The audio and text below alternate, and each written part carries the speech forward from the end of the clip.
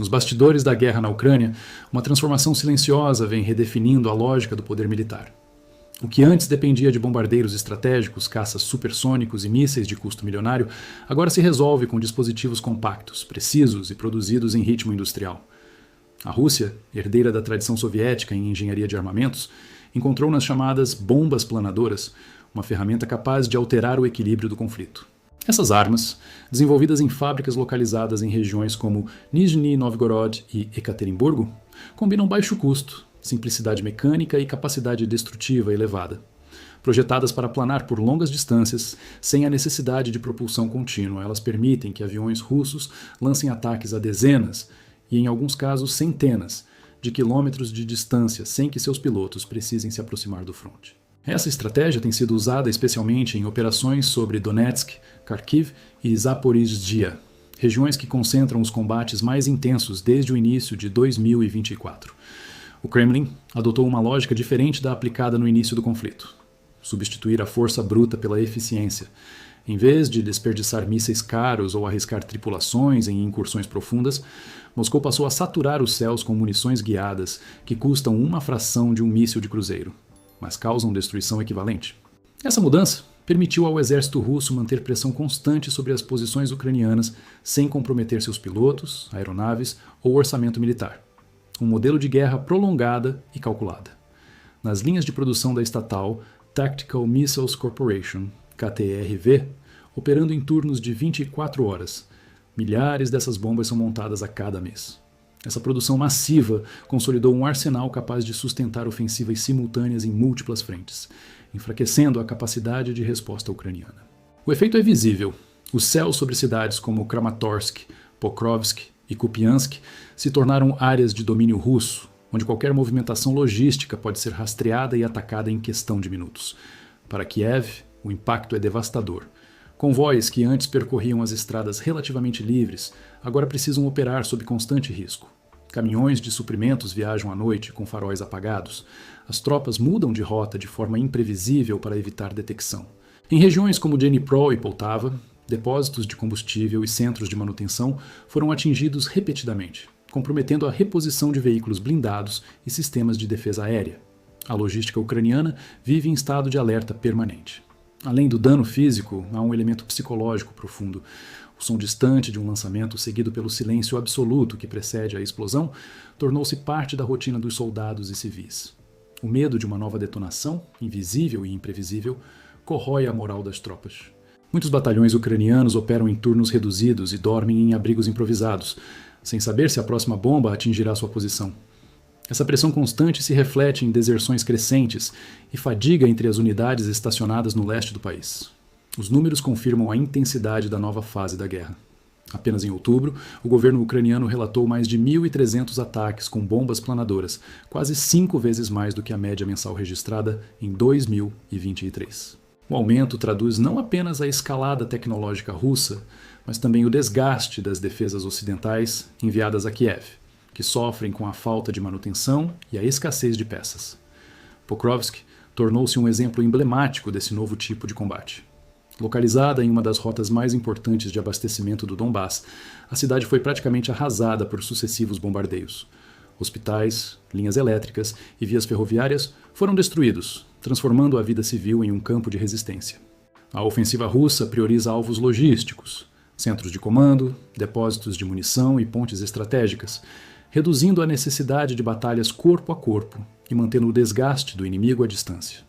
Enquanto isso, o Ocidente enfrenta seus próprios limites. A OTAN, liderada pelos Estados Unidos, tenta equilibrar apoio militar e pressão política, mas esbarra na exaustão de seus estoques e na resistência interna de países como Alemanha e França em ampliar o envio de armamentos. A Rússia, por outro lado, mantém sua indústria militar ativa em pleno regime de guerra, com fábricas operando sob ordens diretas do Kremlin para priorizar eficiência e volume. Essa abordagem metódica explica o sucesso das ofensivas recentes. Ao concentrar ataques em nós ferroviários, oleodutos e linhas de comunicação, Moscou interrompe o fluxo de suprimentos que alimenta as forças ucranianas. Cidades que antes serviam de linha defensiva, agora se tornaram zonas vulneráveis. A guerra de atrito, combinando tecnologia acessível e produção em massa, tem redefinido o conceito de superioridade militar no século XXI. Para a Ucrânia, o futuro próximo é envolto em incertezas profundas. A escassez de sistemas de defesa aérea, somada ao desgaste contínuo da infraestrutura nacional, desenha um cenário no qual o colapso logístico se torna uma ameaça concreta. As linhas de abastecimento estão fragmentadas, os comboios enfrentam ataques diários e os reparos emergenciais mal conseguem acompanhar o ritmo da destruição.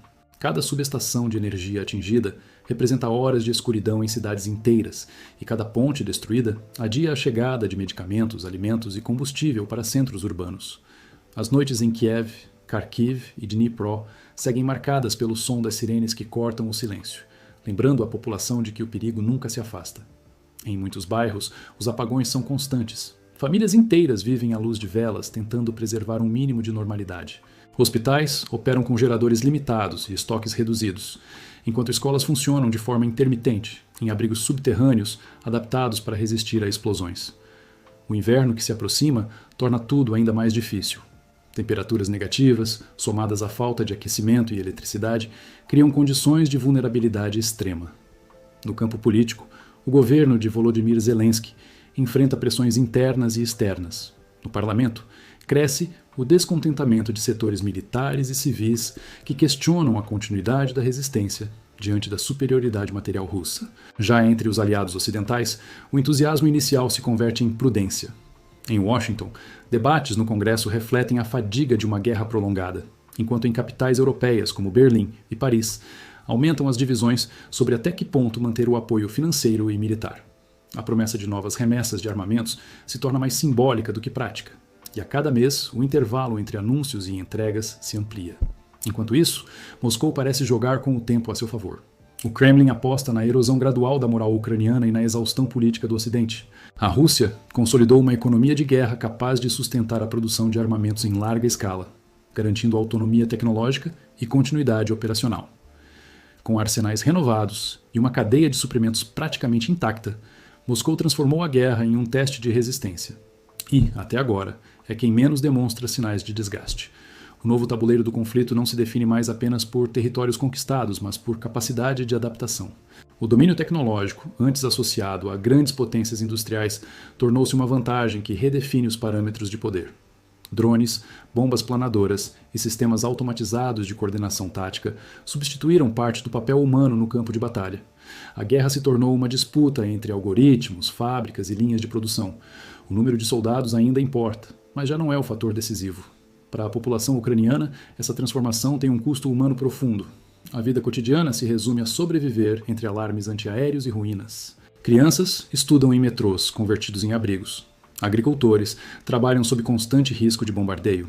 E milhares de famílias foram deslocadas para cidades menores, longe do fronte, onde a escassez de recursos é igualmente severa. O trauma coletivo cresce a cada semana, criando uma geração que conhece mais o som das explosões do que o da paz. No fim, o que está em jogo não é apenas o controle de fronteiras, mas a redefinição de como as guerras do século XXI serão travadas. A capacidade de produzir, manter e adaptar tecnologia bélica em tempo real tornou-se a nova forma de poder global. E nesse campo, a Rússia leva vantagem. A Ucrânia, dependente de promessas externas e de uma infraestrutura que se desintegra dia após dia, luta não apenas contra um exército, mas contra o próprio esgotamento. O ressurgimento das tensões nas fronteiras ocidentais da Rússia reacendeu temores de uma nova fase no conflito que já ultrapassa 3 anos. Fontes de inteligência indicam que Kiev estaria avaliando uma ofensiva em direção à região de Briansk, território russo localizado ao norte de Kursk e próximo da fronteira com a Bielorrússia. Se confirmada, essa movimentação poderia alterar o equilíbrio militar da guerra, ampliando o alcance das hostilidades e testando os limites da capacidade defensiva russa. Nos postos avançados ao longo da fronteira, o cotidiano mudou visivelmente. Unidades russas intensificaram patrulhas, enquanto satélites do Ministério da Defesa registraram um aumento expressivo na movimentação de veículos blindados e peças de artilharia do lado ucraniano. Em Moscou, analistas enxergam nesses indícios um gesto arriscado que exige não apenas poder de fogo, mas também uma motivação política clara. O general aposentado Leonid Ivashov, ex-chefe do Estado-Maior russo, classificou a possível incursão como uma manobra mais simbólica do que estratégica. Mesmo sem confirmação oficial por parte de Kiev, os sinais são evidentes. Redistribuição de tropas, reposicionamento de sistemas de defesa antiaérea e aumento do tráfego aéreo em torno de Chernihiv e Sumy, regiões próximas à fronteira com a Rússia. O padrão observado é o mesmo que antecedeu outras ofensivas no passado. Para analistas, a Ucrânia tenta recuperar a iniciativa em meio à pressão interna e ao cansaço de seus aliados ocidentais. A lembrança do fracasso em Kursk no verão de 2024 ainda molda as decisões tomadas em Moscou. Naquela ocasião, unidades ucranianas que cruzaram a fronteira foram duramente repelidas por forças russas bem posicionadas. O revés teve efeitos profundos. O Kremlin ordenou a expansão imediata das linhas defensivas e o reforço das zonas tampão ao longo das regiões de Belgorod, Bryansk e Smolensk. O resultado foi uma rede de fortificações contínuas, complementada por sensores térmicos, radares de curto alcance e patrulhas mecanizadas. Paralelamente, a doutrina de mobilização foi revisada. O Ministério da Defesa russo implementou protocolos capazes de acionar reservistas em menos de 12 horas e integrou sistemas de vigilância aérea a centros de comando regionais. Para Alexei Shibov, especialista do Instituto de Estudos Estratégicos de Moscou, essa estrutura transforma qualquer incursão em um desafio de alto custo logístico. A fronteira ocidental não é mais um espaço de penetração possível, mas um campo minado de alertas automáticos, explicou. Do lado ucraniano, porém, a narrativa é diferente. Autoridades em Kiev afirmam que as ações perto de Bryansk fazem parte de uma estratégia de dissuasão, e não de uma ofensiva. Mesmo assim, observadores como o jornalista militar alemão Christopher Wagner apontam que a liderança ucraniana tem recorrido cada vez mais a gestos de impacto midiático para manter o apoio do Ocidente. Segundo ele, essas demonstrações de força buscam impressionar Washington e Bruxelas, ainda que representem um enorme risco em campo. Outro fator que alimenta as especulações é o uso crescente de drones. Relatórios do próprio Ministério da Defesa russo indicam que, em determinadas noites, foram detectados mais de 130 drones ucranianos sobrevoando as regiões de Belgorod, Kursk e Oriol. Curiosamente, essa atividade diminuiu nas últimas semanas, um comportamento que, segundo o correspondente militar Yuri Koten, pode ser o prelúdio de uma operação coordenada. A Ucrânia costuma reduzir o número de ataques antes de concentrar energia em uma ofensiva de maior escala, explicou. Em Moscou, as autoridades tratam o momento com cautela. O porta-voz do Kremlin, Dmitry Peskov, reafirmou que qualquer incursão em território russo será interpretada como ato de agressão direta e que a resposta seria rápida e proporcional. Ao mesmo tempo, diplomatas europeus lamentam a falta de diálogo. A estagnação das negociações e a pressão política sobre o presidente Volodymyr Zelensky aumentam a sensação de que a guerra entrou em um ciclo de ações reativas e imprevisíveis. Analistas internacionais observam que o quadro atual é de desequilíbrio tático e desgaste mútuo. A Ucrânia sofre com escassez de munições, dificuldades logísticas e queda de moral. A Rússia, embora mantenha vantagem defensiva, enfrenta o desafio de sustentar a guerra sem comprometer sua economia interna. Em meio a esse impasse, qualquer erro de cálculo, seja em Bryansk, seja em Kharkiv, pode reacender uma espiral de escalada. Se Kiev optar por cruzar novamente a fronteira, encontrará um cenário muito diferente daquele de 2024. As defesas russas evoluíram em todos os níveis, tanto na tecnologia quanto na experiência de combate. Hoje, unidades veteranas operam em posições fixas ao longo de Bryansk, enquanto radares de longo alcance e sistemas integrados de defesa aérea, como os S-400 Triumph e Pantsir S-1, monitoram permanentemente o espaço aéreo. Além disso, a logística russa foi reorganizada. Novas estradas militares conectam bases táticas, depósitos de munição e hospitais de campanha, garantindo maior agilidade em eventuais respostas. Esse novo arranjo significa que qualquer tentativa de incursão ucraniana exigiria uma operação de proporções gigantescas, com superioridade aérea, precisão tática e suprimentos consistentes, algo que Kiev dificilmente conseguiria sustentar diante do desgaste atual. Um novo fracasso não teria apenas impacto militar, mas também político.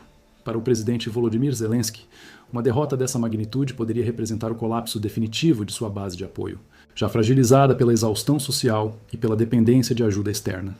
O reflexo também seria sentido, além das fronteiras ucranianas. Em capitais europeias como Varsóvia, Berlim e Paris, cresce o desconforto com o prolongamento da guerra e a diminuição do consenso em torno do envio de armas. Uma ofensiva mal-sucedida reforçaria o discurso de que o conflito se tornou insustentável, abrindo espaço para divisões dentro da própria União Europeia e provocando discussões mais duras na OTAN sobre os limites do apoio militar. Por enquanto, as fronteiras permanecem em silêncio, mas esse silêncio é tenso. Drones de vigilância cruzam o céu a cada hora. Radares varrem o horizonte e relatórios de inteligência mencionam pequenos movimentos de tropas em pontos estratégicos próximos ao rio Desna. Cada passo, cada sinal detectado, é analisado como se fosse o prelúdio de uma decisão irreversível. A paisagem de Briansk, coberta por florestas densas e vilarejos dispersos, tornou-se o símbolo desse impasse. Um território onde a calma aparente esconde o peso da incerteza. Qualquer ação precipitada, seja uma ofensiva inesperada, seja um erro de cálculo, pode não apenas reacender os combates em larga escala, mas também redefinir o equilíbrio geopolítico da Europa Oriental.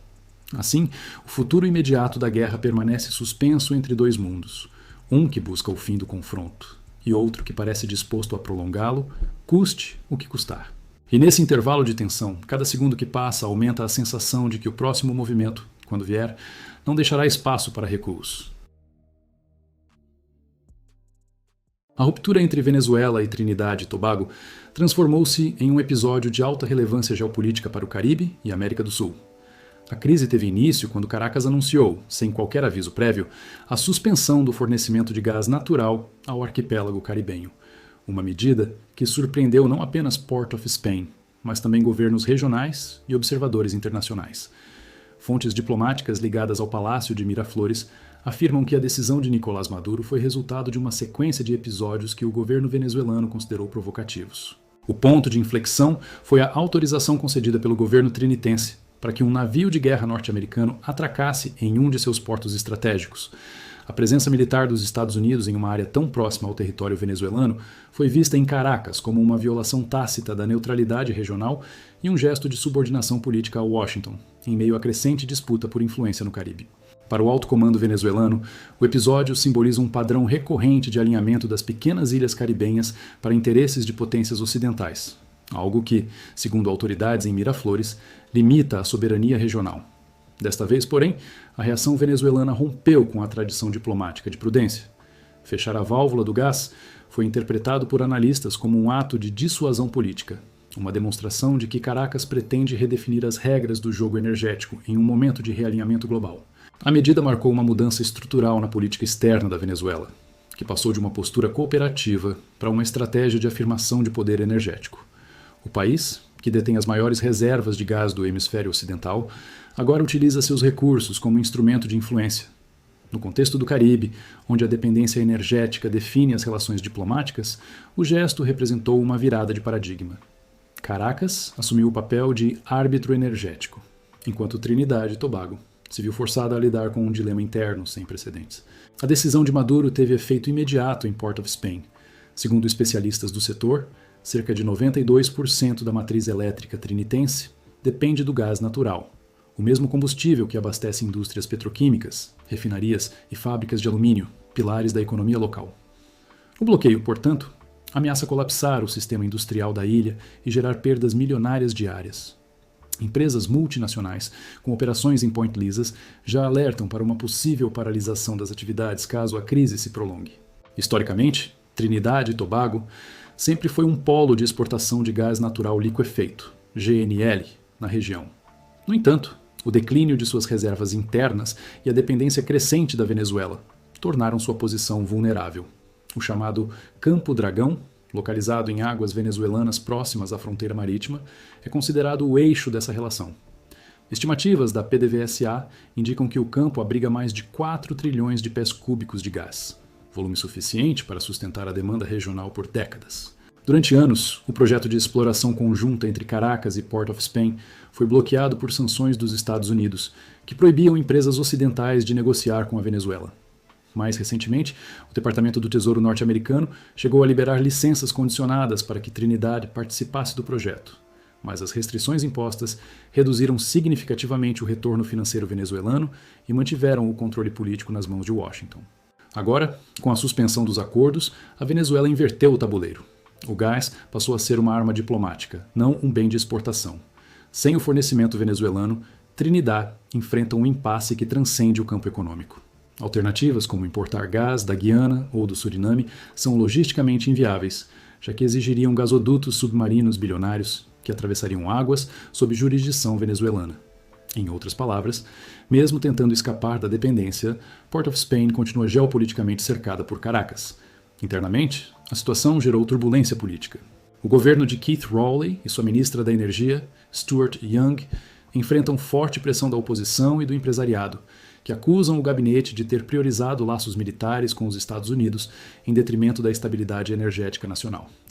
A tensão diplomática atingiu o ápice quando Caracas declarou a primeira-ministra trinitense persona non grata, um gesto incomum que ampliou o isolamento político de Port of Spain.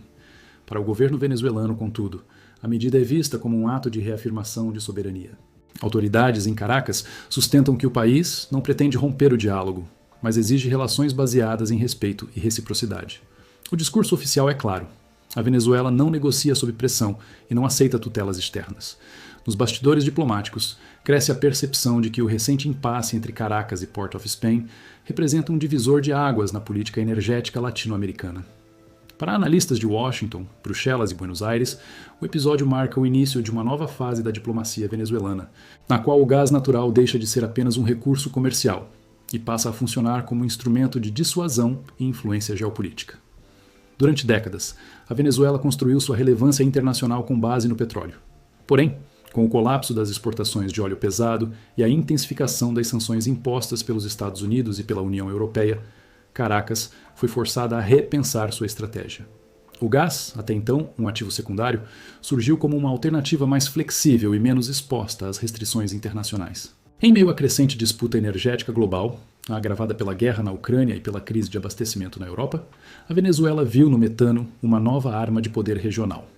O governo de Nicolás Maduro passou a adotar uma política energética com contornos mais assertivos, alinhando diplomacia, economia e defesa. Ao usar o gás como elemento de pressão, o país não apenas desafia os Estados Unidos, mas também se posiciona como um ponto de equilíbrio no Caribe e na América do Sul. Essa abordagem se insere em um contexto mais amplo de reconfiguração das alianças internacionais, no qual potências emergentes, como China, Irã e Rússia, oferecem suporte técnico e político a Caracas, fortalecendo a ideia de uma ordem multipolar. Internamente, a Venezuela também tem usado a política energética como uma ferramenta de reconstrução de prestígio.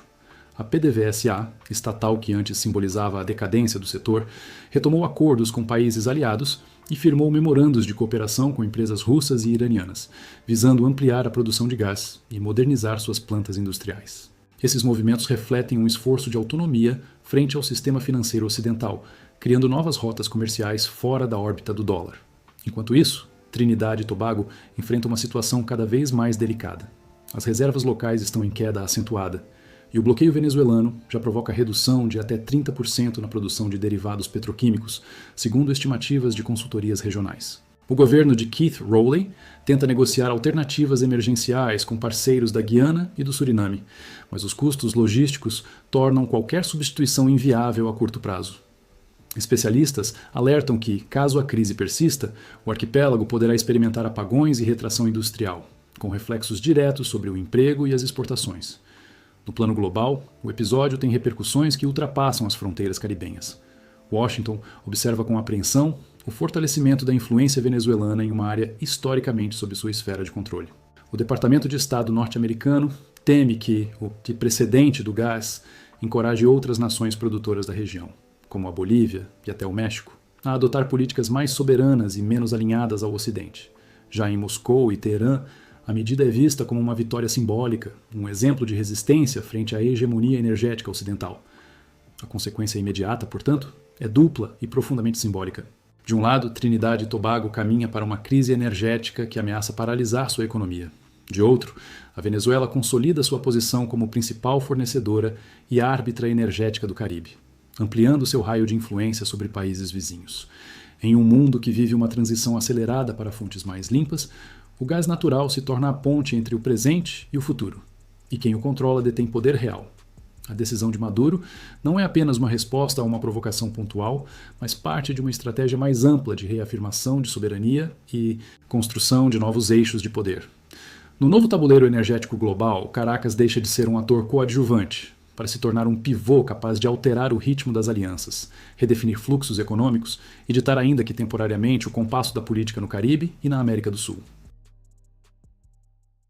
O equilíbrio político do Caribe entrou em um momento decisivo. Moscou emitiu um aviso com peso histórico. Qualquer incursão militar dos Estados Unidos sobre território venezuelano será tratada como agressão direta. A mensagem ecoou nas principais capitais do mundo e reacendeu comparações com crises do passado, quando disputas de influência acabaram se transformando em guerras prolongadas e desastrosas. Para os estrategistas russos, o que se desenrola na América Latina tem um significado muito maior que o da simples rivalidade regional. O Kremlin enxerga na movimentação de forças norte-americanas uma tentativa de retomar o antigo padrão de domínio sobre o hemisfério sul, uma estratégia que, para Moscou, repete erros vistos em lugares como o Vietnã e o Iraque, onde o poder militar não foi suficiente para garantir vitória política. O alerta russo ganhou força após o aumento da presença dos Estados Unidos em áreas sensíveis do continente, especialmente na Colômbia, nas Antilhas e nas águas próximas a Trinidad e Tobago. Essa ampliação, justificada oficialmente por Washington como manobras de rotina, é percebida pelo Kremlin como parte de um reposicionamento militar planejado. O resultado é um clima de tensão crescente que coloca o Caribe novamente no centro do tabuleiro geopolítico global. Nos bastidores de Moscou, a leitura é clara. O movimento norte-americano representa um desafio estratégico que não pode ser ignorado. Em resposta, o governo russo intensificou sua cooperação com Caracas, oferecendo suporte técnico, intercâmbio militar e assessoria em defesa aérea. Esse alinhamento vai além da política. Trata-se de um pacto operacional que busca garantir que a Venezuela possa resistir a qualquer tentativa de intervenção. Ao mesmo tempo, o debate político em Washington se tornou mais imprevisível. A volta de Donald Trump à linha de frente reacendeu discursos nacionalistas e promessas de endurecimento contra governos considerados hostis para interesses dos Estados Unidos. Essa retórica, embora popular entre setores conservadores, desperta apreensão em analistas internacionais, que veem nela um risco de escalada real. A combinação de rivalidades internas e ambições externas transformou o Caribe em uma arena de instabilidade permanente. Entre diplomatas e especialistas em segurança baseados em Moscou, há consenso de que uma eventual intervenção americana na Venezuela seria um erro de proporções históricas. O cientista político Malek Dudakov, conhecido por suas análises sobre política externa russa, descreveu a hipótese como um novo Vietnã em gestação. Segundo ele, os Estados Unidos enfrentariam não apenas um governo, mas uma população disposta a lutar até as últimas consequências. Os cálculos russos apontam para um cenário de alto custo humano e político. Um conflito de larga escala exigiria dezenas de milhares de soldados, infraestrutura adaptada ao clima tropical e gastos que se prolongariam por ano. Cada baixa americana, cada corpo retornando ao território dos Estados Unidos se tornaria símbolo de fracasso. O impacto na popularidade de um presidente envolvido em uma guerra desse tipo seria devastador, corroendo rapidamente sua legitimidade interna. Enquanto as tensões aumentam, a parceria entre Moscou e Caracas se aprofunda. Engenheiros, estrategistas e técnicos russos participam de programas de modernização do sistema de defesa venezuelano, especialmente nas áreas de vigilância aérea e antiaérea. Há relatos de exercícios conjuntos, missões de reconhecimento e transferência de tecnologias sensíveis. Fontes ligadas ao Ministério da Defesa russo confirmam que a cooperação é permanente e envolve tanto o treinamento de tropas quanto o intercâmbio de inteligência militar. De acordo com meios de comunicação internacionais, o presidente Nicolás Maduro solicitou diretamente a Vladimir Putin a atualização dos caças Sukhoi Su-30, adquiridos ainda nos anos 2000. Essa modernização não é apenas técnica, representa uma mensagem simbólica ao Ocidente. A Venezuela pretende defender seu espaço aéreo com tecnologia de ponta e com o respaldo de um aliado poderoso. Do lado norte-americano, o Pentágono mantém navios de guerra no Mar do Caribe e tropas de observação na fronteira colombiana. Embora oficialmente descritas como operações de treinamento, especialistas russos e latino-americanos afirmam que esses movimentos configuram uma preparação para uma possível incursão. O vice-ministro das Relações Exteriores da Rússia, Sergei Ryabkov, classificou essa postura como provocação direta e advertiu que Moscou responderá de forma proporcional a qualquer violação da soberania venezuelana. Washington está brincando com fogo, inimigo, declarou Ryabkov em entrevista coletiva. Os desafios para uma ofensiva americana, contudo, seriam gigantescos. Além da necessidade de mobilizar grande contingente e lidar com um terreno complexo, as condições climáticas e a falta de apoio popular local tornariam a operação difícil de sustentar. Especialistas afirmam que o custo logístico e político superaria qualquer ganho imediato, especialmente em um momento de fragilidade econômica e polarização dentro dos Estados Unidos. Analistas latino-americanos alertam que um conflito de grandes proporções teria consequências devastadoras. Países como Brasil, Colômbia, Guiana e até mesmo Cuba seriam afetados por ondas migratórias e instabilidade econômica. A destruição de infraestrutura, o colapso do comércio regional e o deslocamento de populações inteiras transformariam o norte da América do Sul em um novo foco de crise humanitária. Para Moscou, o discurso ocidental de defesa da democracia e combate ao narcotráfico é apenas um disfarce para ampliar zonas de influência e justificar intervenções. A resposta russa, portanto, não se limita à diplomacia. Envolve o fortalecimento de capacidades defensivas e o envio de equipamentos que permitam à Venezuela resistir a qualquer ofensiva. Fontes próximas ao Ministério da Defesa russo confirmam que estão em andamento tratativas para ampliar a presença técnica e militar de Moscou em território venezuelano, consolidando uma aliança que já ultrapassa o campo político. Esses acordos, segundo diplomatas e analistas, incluem o fornecimento de novos radares de longo alcance, sistemas de vigilância aérea integrados e centros de monitoramento capazes de cobrir praticamente toda a faixa norte da América do Sul e o Mar do Caribe. Além disso, está prevista a criação de estruturas de apoio logístico permanente, permitindo que aeronaves e navios russos operem na região com maior autonomia e rapidez em caso de crise. Especialistas em segurança internacional observam que essa cooperação não se limita a objetivos defensivos. Moscou busca consolidar um ponto de influência estável em uma área historicamente dominada pelos Estados Unidos, projetando poder além do Atlântico e reequilibrando o xadrez geopolítico global. A presença russa em Caracas, portanto, funciona como um sinal de que a nova ordem mundial multipolar já não é apenas um conceito teórico, mas uma realidade que começa a tomar forma no hemisfério ocidental. Diplomatas latino-americanos relatam que a expansão dessa parceria vem sendo acompanhada com cautela por países como Brasil, Colômbia e Cuba, que enxergam o aumento da presença militar estrangeira com uma mistura de apreensão e pragmatismo. Enquanto alguns governos temem o retorno de um clima de confrontação semelhante ao da Guerra Fria, outros veem na aliança russo-venezuelana uma oportunidade de contrabalançar a influência norte-americana na região. Nos bastidores da ONU e da Organização dos Estados Americanos, cresce a preocupação de que qualquer incidente militar, mesmo que isolado, possa ser interpretado como um ato de guerra, empurrando as potências envolvidas para um confronto direto. O aumento das patrulhas navais dos Estados Unidos no Caribe e a instalação de novas bases de monitoramento na Colômbia alimentam essa tensão. Moscou, por sua vez, reforça que suas ações são de natureza defensiva e preventiva, insistindo que a presença russa tem o único objetivo de garantir estabilidade e evitar que o território venezuelano seja alvo de intervenção. Esse ciclo de acusações, demonstrações de força e respostas estratégicas cria um ambiente de risco crescente. Se transformado em confronto aberto, o impasse poderia desencadear uma guerra de proporções continentais, algo que não se vê na América Latina desde os tempos da Guerra Fria. O impacto seria imediato: colapso econômico regional, ondas migratórias em massa, desabastecimento e instabilidade política em boa parte do continente. Para os estrategistas de Moscou, no entanto, o recado é inequívoco. Qualquer tentativa de invasão à Venezuela enfrentaria uma resistência prolongada e custosa. Entrar seria relativamente fácil, sair uma armadilha sem precedentes. O Caribe, mais uma vez, torna-se o espelho das ambições globais e dos limites de cada potência, um palco onde o passado e o futuro se cruzam em um jogo perigoso de poder e sobrevivência.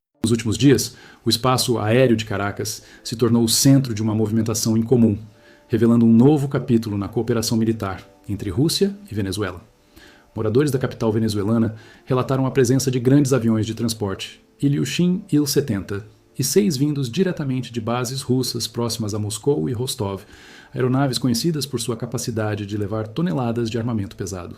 O que inicialmente foi interpretado como uma simples missão técnica, acabou se mostrando uma operação de grande porte, com implicações estratégicas que ultrapassam as fronteiras do país.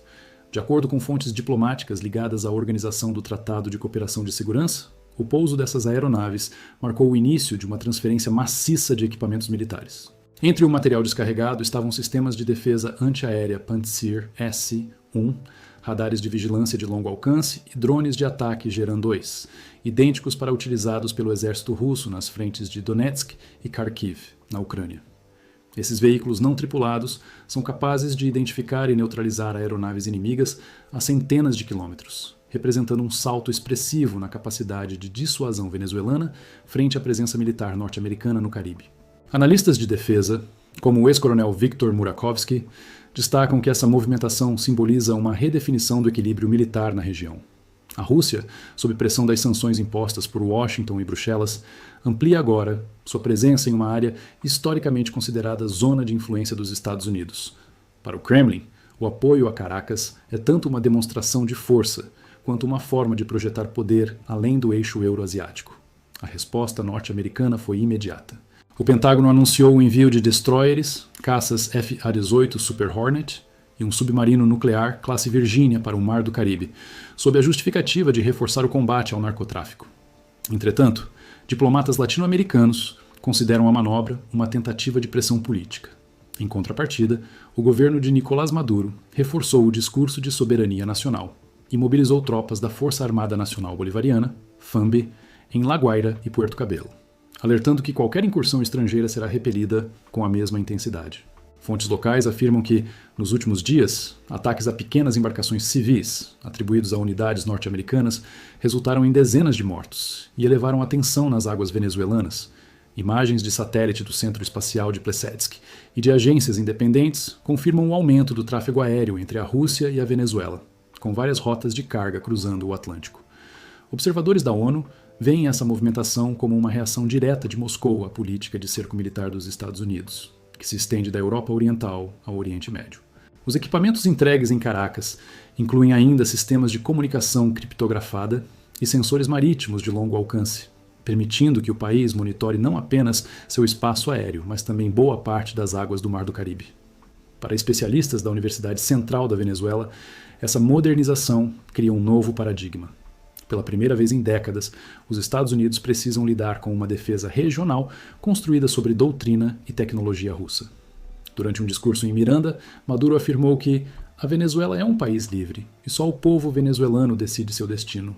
Reforçou também a ideia de que a autossuficiência econômica e a soberania militar caminham juntas, descrevendo a parceria com Moscou como uma aliança estratégica de autodeterminação. O pronunciamento, amplamente divulgado pela Telesur, foi interpretado como uma resposta direta à crescente presença militar norte-americana nas Antilhas e na Colômbia. Enquanto isso, o governo dos Estados Unidos insiste que as operações navais têm caráter humanitário e de segurança marítima. No entanto, o volume de armamento mobilizado contradiz a justificativa oficial. Denúncias de organizações como a Human Rights Watch e a Cruz Vermelha Internacional indicam que civis venezuelanos e pescadores foram atingidos durante ações militares recentes.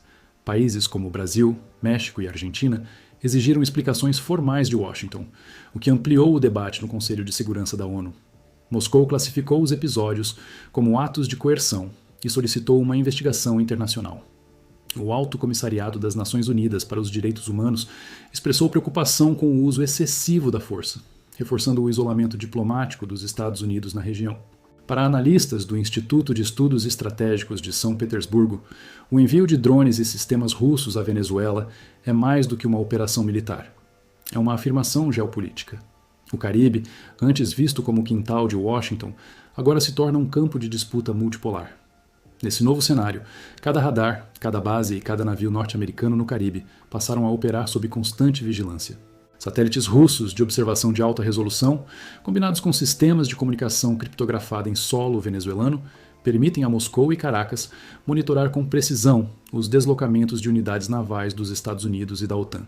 As imagens captadas em tempo real são processadas em centros de comando instalados nos arredores de Maracay e Puerto Cabello, criando uma rede de vigilância integrada que cobre o litoral venezuelano, parte das águas cubanas e até trechos da costa da Flórida. O recado é inequívoco. O monopólio militar norte-americano no hemisfério ocidental chegou ao fim. Pela primeira vez desde a Guerra Fria, Washington precisa lidar com uma estrutura de defesa hostil a poucos quilômetros de suas fronteiras marítimas. A presença russa, antes limitada a visitas diplomáticas e exercícios ocasionais, se consolidou em forma de infraestrutura permanente, radares de rastreamento, sensores de longo alcance e unidades de drones capazes de voar sobre vastas áreas sem detecção. Com radares ativos, sensores sincronizados e aeronaves de reconhecimento em alerta constante, o céu venezuelano se tornou uma linha de dissuasão real, e não apenas teórica. O espaço aéreo, antes vulnerável, agora é protegido por um sistema que combina tecnologia russa, inteligência local e coordenação com parceiros regionais como Nicarágua e Cuba, ampliando o alcance da rede de defesa.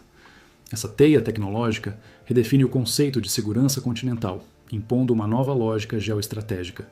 O poder já não se concentra apenas em quem possui o maior arsenal, mas em quem controla a informação e antecipa os movimentos do inimigo. O equilíbrio de forças, que durante décadas existiu apenas como teoria nas análises geopolíticas, agora se materializa de forma concreta e perceptível. O Caribe, antes tratado como o quintal americano, converteu-se em um território de disputa estratégica, onde se cruzam interesses econômicos, militares e diplomáticos de potências globais. Essa transformação marca o fim de um ciclo histórico iniciado após a Segunda Guerra Mundial, quando os Estados Unidos consolidaram sua influência quase absoluta sobre a região.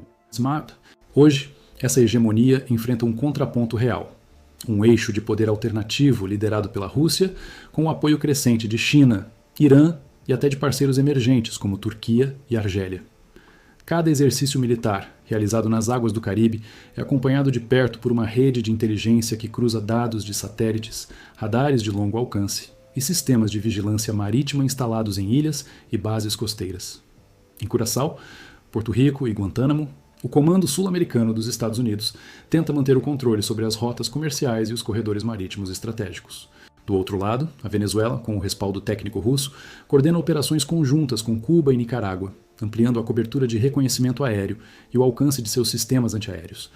Analistas da Universidade de São Petersburgo e do Centro de Estudos Estratégicos de Pequim avaliam que essa disputa vai muito além de demonstrações militares. Trata-se de uma redefinição do mapa de influência global, onde o Caribe se torna a linha de contato entre dois mundos em transição: o poder marítimo tradicional do Ocidente e a ascensão das potências continentais da Eurásia. A presença de navios russos no porto de La Guaira e de técnicos chineses na manutenção de radares em Margarita exemplifica essa nova realidade. Cada manobra, cada sobrevoo, cada sinal captado no radar pode alterar o delicado equilíbrio da região. Um simples incidente, um drone que cruza fronteiras, um míssil detectado em radar, um erro de comunicação entre navios, é suficiente para reacender tensões e provocar reações em cadeia.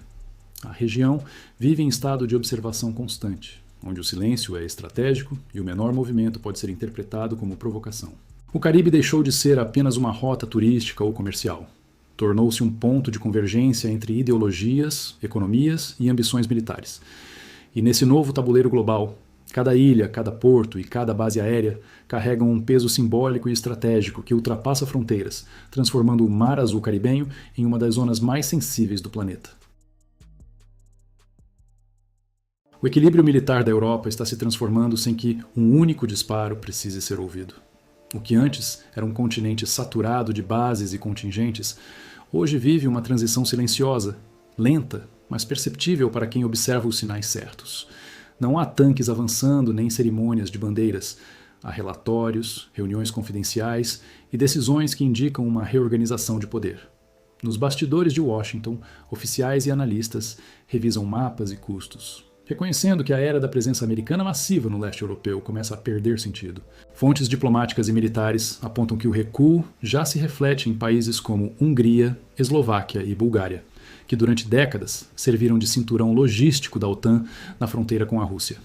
Em bases antes movimentadas, há hoje uma atividade reduzida e discreta, resultado de uma reavaliação estratégica ditada por dois fatores principais: o alto custo de manutenção e o desgaste político provocado pela guerra na Ucrânia. Washington parece ter compreendido que não há como sustentar uma estrutura pensada para o século XX diante de um conflito que se desenrola sob lógica totalmente nova, moldada por drones, mísseis e economia de desgaste. O debate dentro da Casa Branca reflete esse pragmatismo. A prioridade agora é redistribuir recursos, não demonstrar força. A administração americana, pressionada por um Congresso dividido e por uma opinião pública cada vez mais cética, busca reduzir gastos externos e preservar influência de outras formas, por meio de alianças diplomáticas e tecnologia militar à distância. O poder, antes medido pelo número de soldados estacionados no exterior, passa a ser redefinido pela capacidade de projetar força sem estar presente fisicamente. A mudança de cenário não foi denunciada por Moscou, mas por analistas ocidentais ligados à própria comunidade de inteligência. Um ex-membro da CIA, ouvido sob anonimato por veículos europeus, afirmou que o processo de retirada já não é especulativo. É parte de um plano gradual, destinado a redesenhar a presença americana no continente. Para ele, a guerra da Ucrânia funcionou como um catalisador. Expôs as falhas logísticas da OTAN, os limites da indústria militar ocidental e o esgotamento de uma estratégia que depende mais de dinheiro do que de resultados concretos. A interpretação é direta. Manter bases espalhadas por toda a Europa deixou de ser um símbolo de segurança e passou a ser um fardo financeiro. Cada unidade, cada comboio, cada tanque estacionado fora de casa representa um custo político crescente. E mais do que isso, um lembrete de que o domínio simbólico dos Estados Unidos já não garante a eficácia militar que um dia ofereceu. Para alguns observadores, o impacto de uma redução significativa poderia se equiparar à reconfiguração geopolítica que ocorreu após o colapso da União Soviética, quando Washington assumiu o papel de liderança absoluta no continente.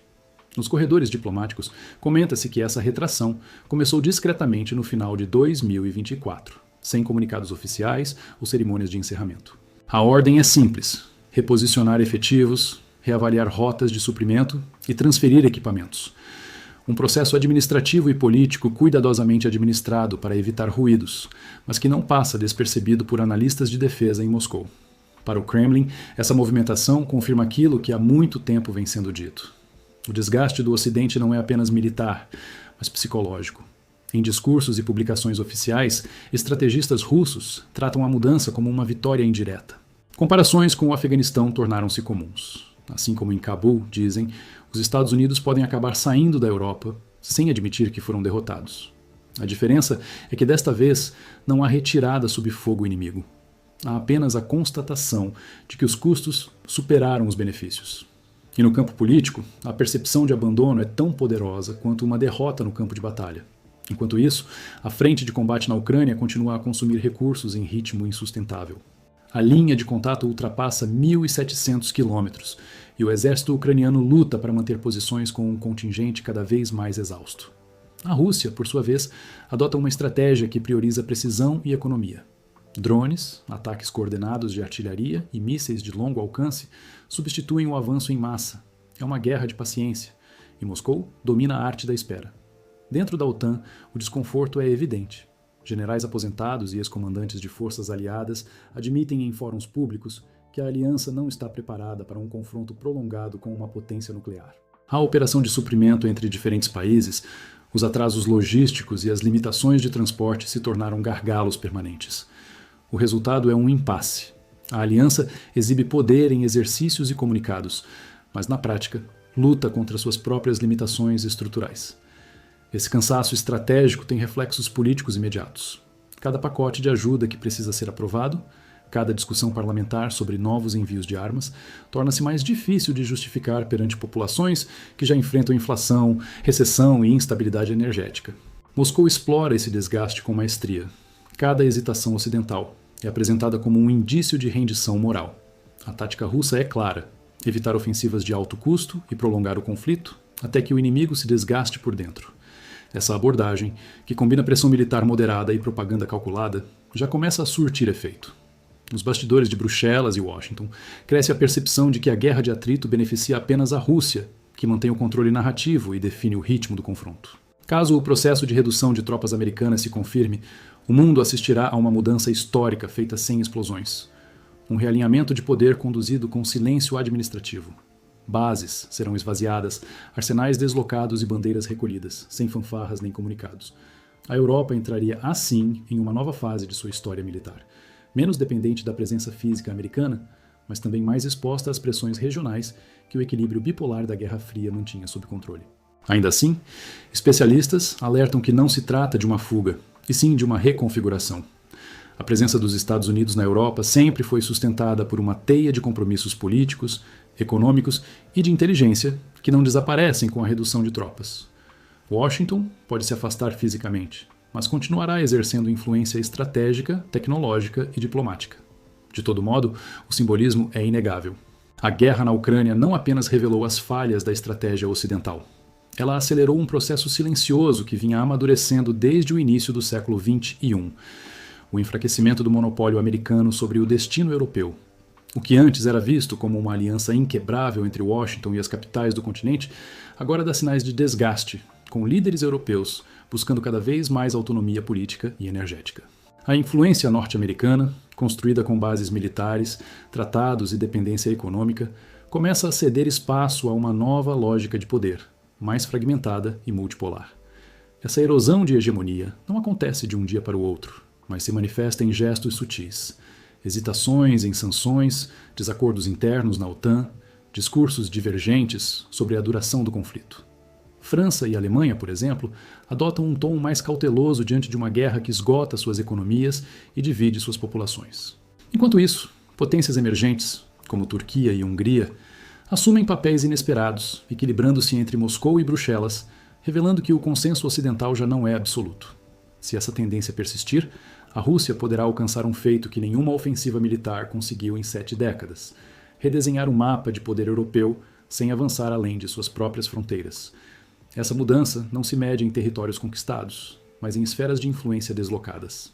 Moscou conseguiu transformar o campo de batalha em um laboratório geopolítico, testando a coesão do Ocidente e expondo suas vulnerabilidades internas. O impacto vai além do terreno militar. Ao forçar a Europa a lidar com uma crise prolongada de segurança, energia e identidade, o Kremlin reconfigura a arquitetura política do continente. O domínio americano, que nasceu da reconstrução do pós-guerra e se consolidou com a OTAN, passa a ser desafiado não por força bruta, mas por exaustão estratégica. E é justamente nesse esgotamento que a Rússia enxerga sua maior vitória. O momento em que o Ocidente, sem ser derrotado formalmente, admite que já não dita sozinho as regras do jogo global. Essa virada histórica não apenas redefine a posição de Moscou no cenário mundial, como também abre espaço para novos atores. China, Índia, Irã, Turquia e até países da América Latina participarem das decisões que moldarão o futuro da segurança internacional. A Europa, antes centro do poder ocidental, corre o risco de se tornar periferia de um sistema multipolar em ascensão. Em outras palavras, a guerra que começou com explosões em Donetsk e Kharkiv está terminando por enquanto com silenciosas mudanças de comando em Bruxelas e Washington. Nenhum exército russo precisou cruzar o Danúbio ou o Reno. Bastou paciência, estratégia e a capacidade de transformar o tempo em arma. O núcleo da defesa norte-americana foi sacudido por um incidente que expôs fragilidades impensáveis dentro de uma das estruturas mais seguras do planeta. O episódio ocorreu na Base Aérea Conjunta de Andrews, localizada no estado de Maryland, a menos de 30 quilômetros de Washington, D.C., centro do poder político e militar dos Estados Unidos. Em um ambiente onde cada acesso é monitorado e cada segundo é registrado, um simples envelope sem identificação bastou para colocar a base, símbolo do Comando Aéreo norte-americano, em estado de emergência. Naquela manhã, as atividades seguiam normalmente. Oficiais realizavam inspeções de rotina, aeronaves eram preparadas para missões e documentos administrativos circulavam entre setores. Porém, um pacote entregue ao setor logístico alterou o curso do dia. Ao ser aberto, um fino pó branco se dispersou pelo ar, provocando reação imediata entre os presentes. O alarme soou, o prédio foi evacuado e, em poucos minutos, helicópteros e veículos de emergência cercavam o local. Aquele que deveria ser um espaço impenetrável tornou-se, de repente, um foco de incerteza. Equipes do Departamento de Defesa e da Força Aérea dos Estados Unidos assumiram o controle da situação, enquanto o FBI foi acionado para investigar a origem do pacote. Técnicos em materiais biológicos e químicos equipados com trajes de proteção isolaram completamente a área. 7 militares que tiveram contato direto com o envelope foram levados para o setor médico da própria base. Testes preliminares descartaram a presença de substâncias letais, mas não conseguiram identificar o material. A ausência de respostas gerou inquietação, não apenas dentro da base, mas também nos bastidores do Pentágono. A Base Andrews é mais do que um centro militar. Ela representa o coração logístico da aviação de elite norte-americana. É dali que decola o Air Force One, a aeronave presidencial que transporta o chefe de Estado, e por onde circulam generais, autoridades de alto escalão e agentes de segurança nacional. Com cerca de 60 mil pessoas entre militares e familiares, Andrews é considerada um dos ambientes mais protegidos do país. E exatamente por isso, o incidente foi visto como uma humilhação institucional. Fontes próximas à investigação afirmam que o envelope chegou apenas um dia após a visita do presidente Donald Trump à base, o que adicionou uma dimensão política à crise. Após o vazamento do pó, 2 prédios foram completamente evacuados e o perímetro bloqueado. Por horas, o espaço aéreo da região foi monitorado por aeronaves de vigilância, enquanto agentes federais restringiam o acesso às vias de entrada. O caso revelou uma contradição desconcertante. Uma base projetada para resistir a ataques cibernéticos, sabotagens e mísseis de longo alcance foi desestabilizada por um simples envelope de papel. Em um ambiente onde o perigo é calculado em megatons e protocolos, a vulnerabilidade veio de algo microscópico e interno. Os investigadores confirmaram que, junto ao pó, havia uma mensagem com conteúdo ideológico ainda não revelado. A possibilidade de motivação política acendeu um novo alerta em Washington, especialmente em um momento de forte polarização interna.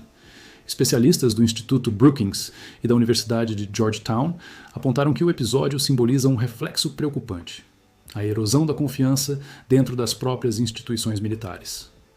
Mesmo diante do pânico, o comando da base tentou preservar a imagem de controle.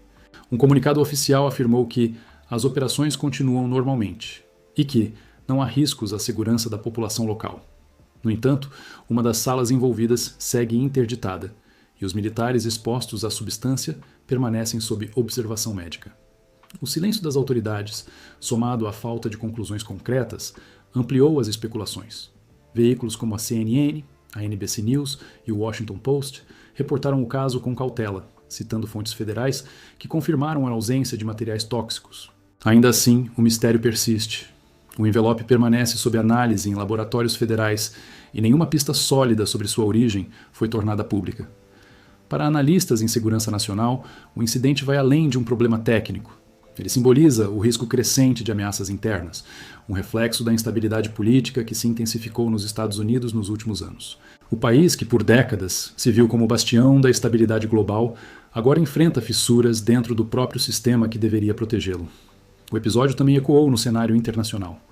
Governos aliados, como o Reino Unido e Canadá, manifestaram preocupação sobre a vulnerabilidade das bases americanas, enquanto adversários estratégicos como Rússia e China acompanharam o caso com evidente interesse. A fragilidade momentânea da principal potência militar do mundo gerou debates sobre até que ponto a segurança global depende de sistemas humanos e falíveis.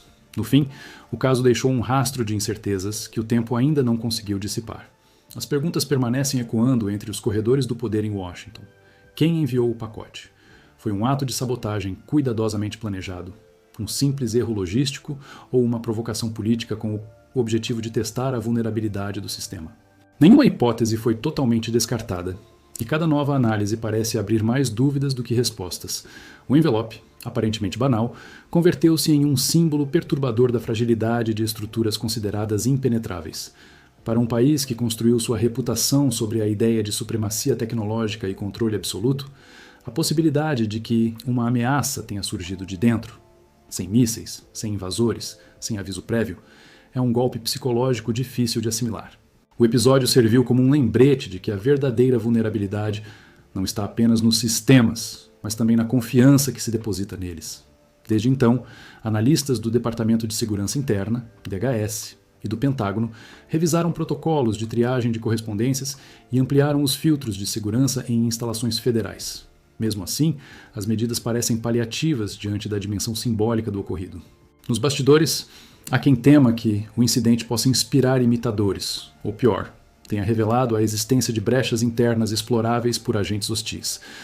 O evento também reacendeu debates dentro do Congresso dos Estados Unidos sobre o financiamento e a centralização das medidas de segurança. Parlamentares republicanos e democratas concordaram, pela primeira vez em meses, que a ameaça interna pode ser tão perigosa quanto qualquer inimigo estrangeiro. Ainda assim, as investigações seguem envoltas em sigilo, e o relatório final permanece classificado. No plano internacional, a repercussão foi imediata. Fontes diplomáticas em Londres, Berlim e Tóquio expressaram preocupação com a falha de segurança. enquanto veículos de imprensa em Moscou e Pequim trataram o caso como um exemplo do declínio do controle americano. Especialistas em geopolítica apontam que o incidente teve um efeito mais simbólico do que prático.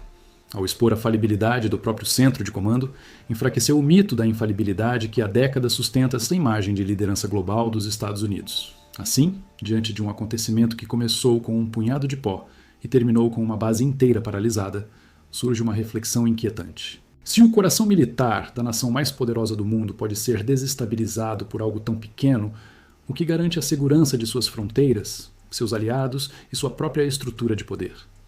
O incidente em Andrews não foi apenas um evento isolado.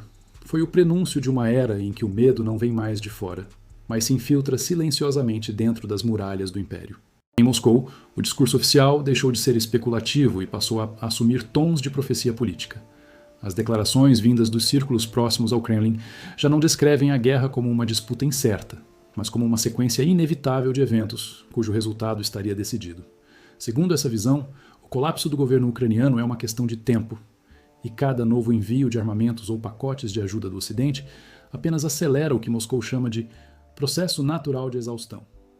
Essa narrativa tem sido reforçada por figuras centrais do poder russo.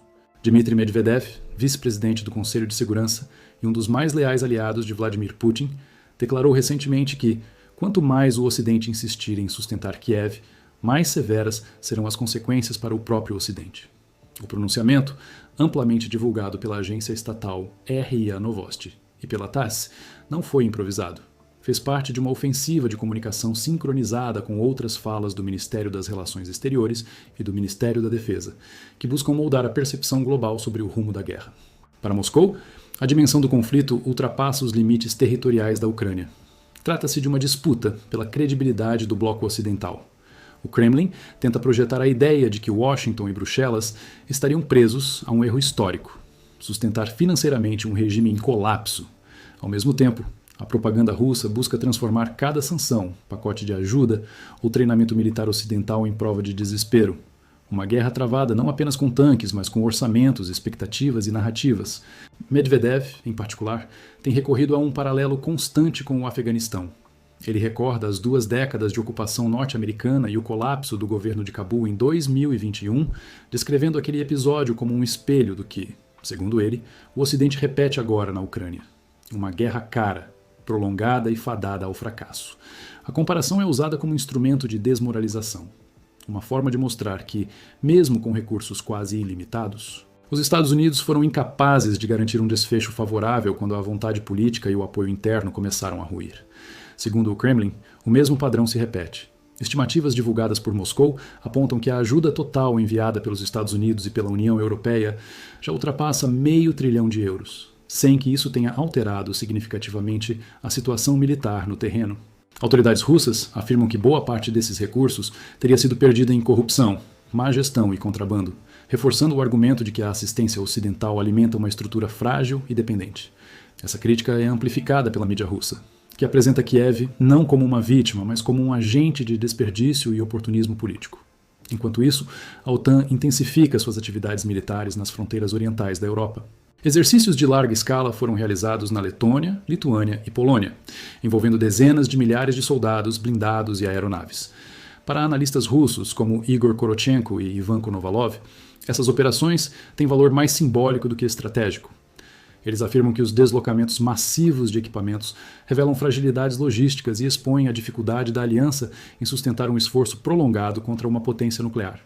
Moscou explora essas contradições com precisão cirúrgica. O Kremlin apresenta os exercícios da OTAN como atos de encenação, demonstrações de força destinadas a impressionar a opinião pública europeia, mas que, na prática, mostram desorganização e vulnerabilidade. Essa narrativa cumpre um duplo propósito. Reforça a imagem de autossuficiência russa e, ao mesmo tempo, alimenta dúvidas sobre a coesão política do Ocidente. No campo diplomático, o discurso russo mira mais alto que Kiev. O recado é dirigido a Washington, Bruxelas e Berlim, centros de decisão que sustentam financeiramente o esforço de guerra ucraniano. Moscou aposta no desgaste econômico e na fadiga política das democracias ocidentais, convencida de que o tempo agirá a seu favor. O relógio da guerra, afirmou um analista ligado ao Ministério da Defesa russo, não é medido em batalhas, mas em orçamentos e paciência pública. A estratégia é clara: desgastar, dividir e esperar. Cada atraso na entrega de armas, cada debate parlamentar sobre cortes de financiamento e cada crise energética na Europa são explorados pela mídia russa como sinais de que o apoio ao governo de Volodymyr Zelensky está enfraquecendo. Em Kiev, as autoridades reconhecem o impacto psicológico dessa campanha. O simples rumor de que o fluxo de ajuda pode ser reduzido é suficiente para gerar tensão nas fileiras militares e incerteza entre a população civil. Nos bastidores diplomáticos, observa-se que essa ofensiva narrativa tem efeitos concretos. Parlamentares nos Estados Unidos e na União Europeia já demonstram resistência crescente a novos pacotes de auxílio, alegando que os custos internos superam os benefícios geopolíticos. O Kremlin sabe disso e trabalha para ampliar essas fissuras, transformando o tempo em uma arma silenciosa, mas eficaz. Ainda assim, especialistas independentes pedem cautela ao interpretar essa narrativa de inevitabilidade. Embora a Rússia utilize a comparação com o Afeganistão como ferramenta simbólica, muitos analistas destacam que o contexto ucraniano é radicalmente distinto. A Ucrânia não é uma nação isolada, em meio a desertos e montanhas. É um país estrategicamente situado no coração da Amazônia. Europa, ladeado por potências como Polônia, Romênia, Hungria e Eslováquia, e conectado por laços econômicos e de segurança direta com a União Europeia e a OTAN. Além disso, o conflito na Ucrânia não se resume à defesa de um território nacional. Ele representa, para o Ocidente, um teste de credibilidade e coesão política. A sobrevivência de Kiev tornou-se um símbolo da capacidade das democracias liberais de resistir à pressão autoritária e de preservar a ordem internacional construída após a Segunda Guerra Mundial. Por isso, qualquer derrota ucraniana teria consequências que ultrapassariam o leste europeu, podendo redefinir a arquitetura de segurança do continente e enfraquecer o papel global dos Estados Unidos e de seus aliados. A comparação com o Afeganistão, portanto, é vista por analistas como uma analogia imperfeita. A ocupação norte-americana em Cabul foi marcada por uma intervenção militar de 2 décadas em um terreno hostil e culturalmente distante, enquanto a guerra na Ucrânia envolve fronteiras diretas com a Europa e impactos imediatos sobre o comércio, a energia e a estabilidade regional. O que está em jogo, segundo diplomatas europeus, não é apenas a sorte de um governo, mas a manutenção de um modelo geopolítico que garante equilíbrio ao continente desde 1991. Mesmo assim, Moscou aposta no poder psicológico da comparação. Ao repetir que o Ocidente está preso a outro Afeganistão, o Kremlin busca plantar a ideia de que o esforço coletivo europeu inevitavelmente se esgotará, seja por fadiga econômica, disputas políticas internas ou pressão popular contra o custo da guerra. Essa retórica é reforçada por campanhas informativas e por pronunciamentos de autoridades russas que exploram cada crise energética, protesto social ou desacordo diplomático dentro da União Europeia como sinais de colapso iminente. De fato, o conflito evoluiu para uma guerra em 2 dimensões. No campo material, tanques, artilharia e drones dominam o fronte, mas no campo simbólico é a narrativa que dita o ritmo da batalha. Moscou opera com a convicção de que vitórias no discurso podem ser tão eficazes quanto conquistas territoriais. Palavras, comparações e memórias históricas são moldadas para projetar a Rússia como paciente, resiliente e estrategicamente inevitável. Essa guerra de percepção é travada com precisão. Enquanto as forças russas consolidam posições em regiões-chave como Donetsk e Lugansk, a diplomacia e a mídia estatal atuam para reforçar a imagem de que Kiev luta contra um destino já traçado. A mensagem é clara: resistir não mudará o resultado final, apenas atrasará o desfecho. Por isso, na visão russa, o tempo deixou de ser um fator neutro e passou a ser uma arma silenciosa. Cada mês que passa sem avanços significativos do lado ucraniano é apresentado como prova de desgaste, enquanto Moscou se coloca como a força que pode esperar indefinidamente. Essa paciência estratégica, segundo analistas de segurança europeus, é talvez o trunfo mais perigoso do Kremlin. A certeza de que, em guerras longas, a fadiga política costuma ser mais devastadora do que qualquer bomba.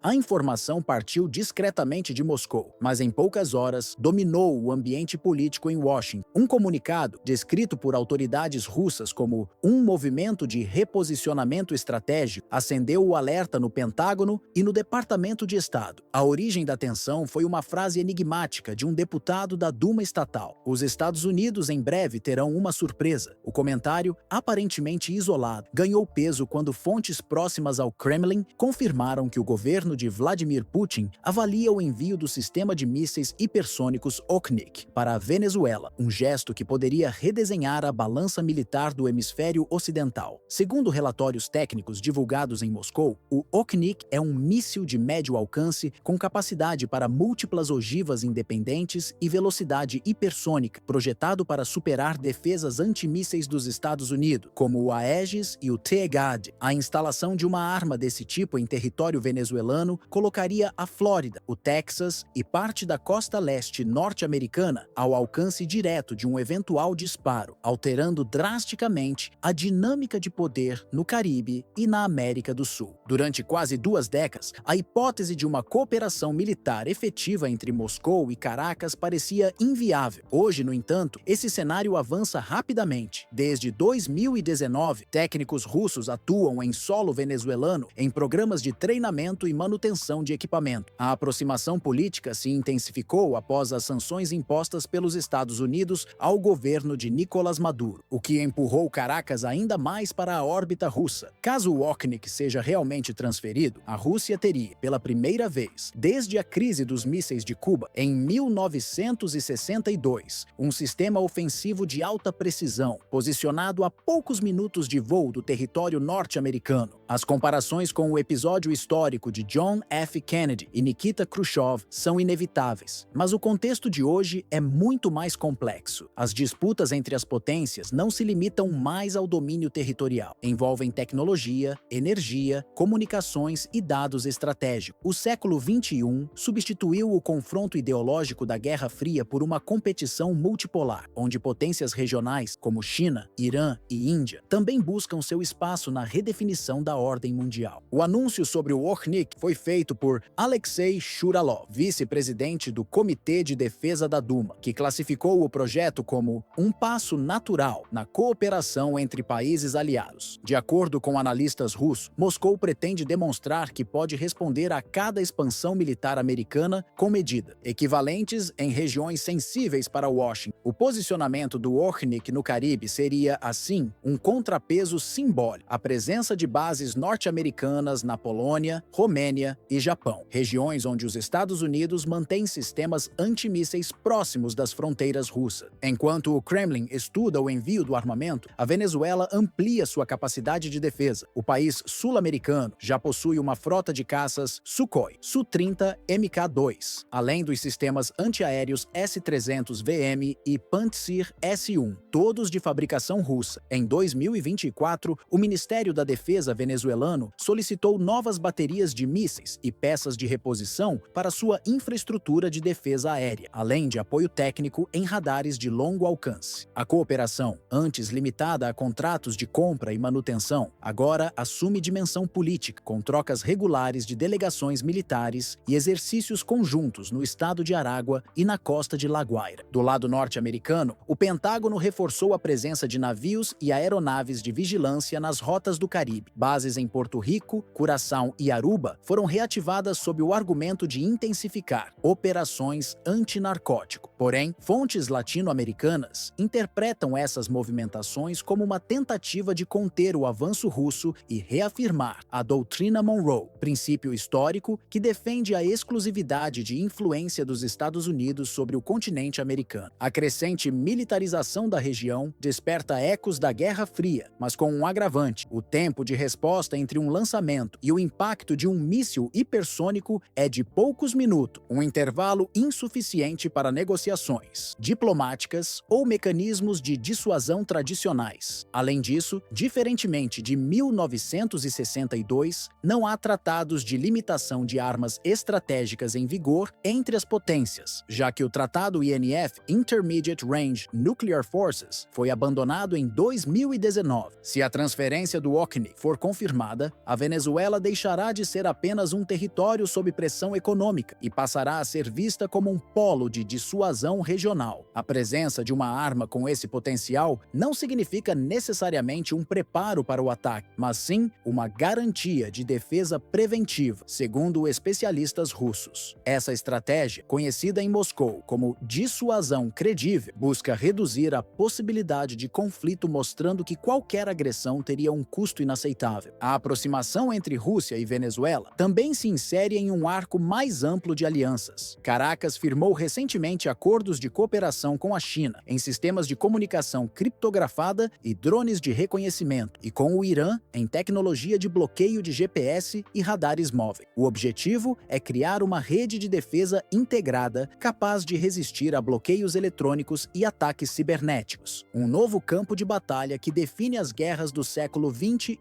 Em contrapartida, os Estados Unidos aumentaram o número de submarinos nucleares, bombardeiros B-2 e caças F-35 em patrulhas que cruzam o Caribe. O discurso oficial fala em segurança hemisférica, mas diplomatas russos e analistas da Universidade Estatal de São Petersburgo afirmam que se trata de um cerco militar deliberado. Essa disputa, segundo eles, marca o retorno de uma política de contenção inspirada nos anos 1980, agora sob o disfarce de operações multilaterais.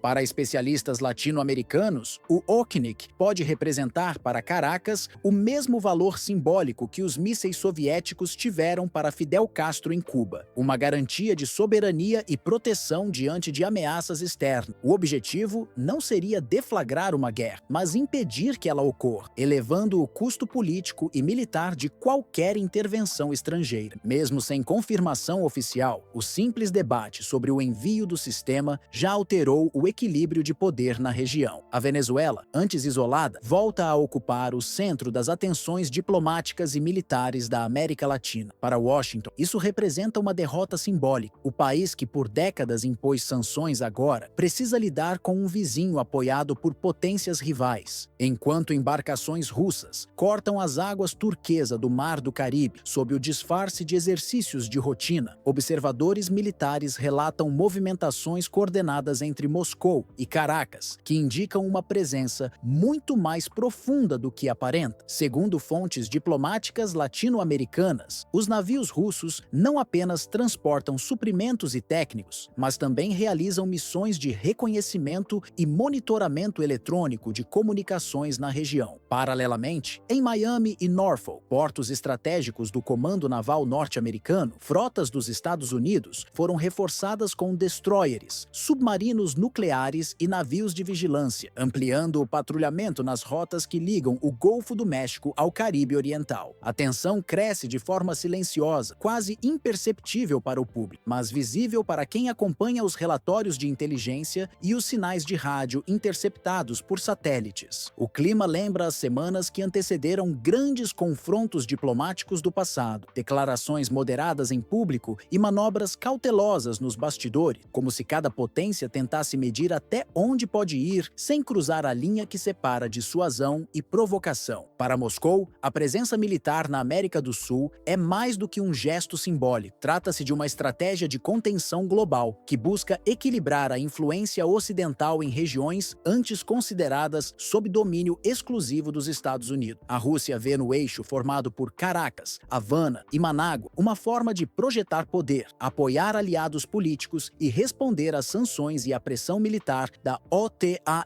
na Europa Oriental. Já para Caracas, essa aliança é uma questão de sobrevivência. Cercada economicamente por sanções e isolada diplomaticamente por boa parte do Ocidente, a Venezuela encontra na parceria com Moscou e Pequim a garantia de que não será deixada à própria sorte. A cooperação militar oferece não apenas equipamentos e treinamento, mas também respaldo político em organismos internacionais como o Conselho de Segurança das Nações Unidas. Segundo fontes do Ministério da Defesa venezuelano, a presença russa atua como um escudo invisível, não para atacar, mas para impedir qualquer tentativa de intervenção externa. Em Washington, no entanto, o avanço russo é visto como uma afronta direta à política histórica dos Estados Unidos para o hemisfério ocidental, baseada na doutrina Monroe. O envio de navios e aviões ao Caribe tem o objetivo de demonstrar que a supremacia americana na região ainda existe, mas para muitos analistas, essa postura revela o contrário, uma potência obrigada a reafirmar constantemente seu poder, porque ele já não é absoluto. A frase que acendeu o alerta, os americanos vão se surpreender, agora soa mais como uma análise do que como ameaça. A surpresa de fato já começou. Ela está na forma como o tabuleiro internacional se reorganiza sem pedir permissão. O mundo deixou de ser previsível e o eixo de poder já não passa apenas por Washington, Bruxelas ou Londres. Pequim, Nova Delhi, Teherã e Moscou surgem como polos de influência que reescrevem as regras da geopolítica moderna. E a lição que